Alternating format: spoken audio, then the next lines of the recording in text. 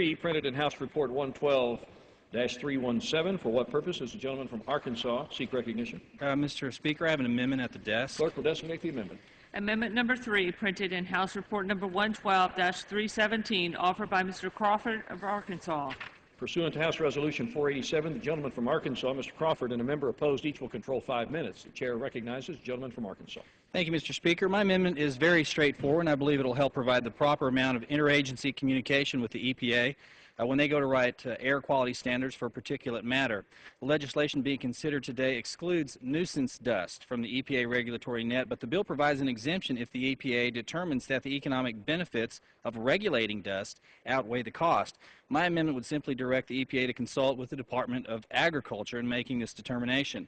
As a member of the Ag Committee, I've heard testimony from both the Secretary of Agriculture and the EPA Administrator on how their respective agencies propose and write regulations. A problem that became apparent to me is that the two agencies don't even seem to communicate. Neither agency could give me a significant or a sufficient explanation of the protocol for interagency communication between the EPA and the USDA. Their responses were bureaucratic and vague. I find this troubling because if you ask the farmers and ranchers in my Arkansas district about the greatest threat to their operations, they always respond with 3 letters, EPA. I don't think the response would be the same if both agencies worked together more often. Perhaps the best example of the right hand not knowing what the left hand is doing occurred this past summer when the President was in his home state of Illinois for a town hall event. One farmer asked the President why the EPA was targeting new regulations at farmers after a difficult growing season through the Midwest and Mid-South this year. The President pointed to Ag Secretary Vilsack for backup and asked the farmer to explain the specific regulations.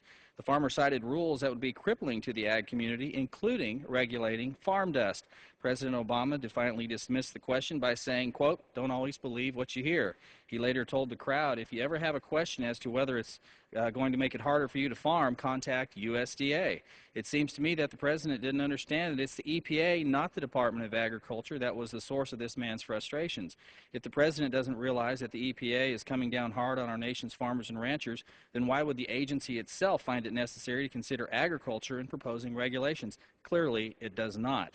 My amendment would ensure that the EPA and the Department of Agriculture work together if the EPA seeks to further regulate the agriculture industry in the future. The Department of Agriculture understands the economic well-being of our nation's farmers and ranchers better than any other agency and should have a degree of input whenever the EPA writes rules that directly impact farmers and ranchers. This amendment would be a small but important step in that direction. And with that, Mr. Speaker, I yield back. The gentleman yields back his time. Gentleman from California. Mr. Speaker,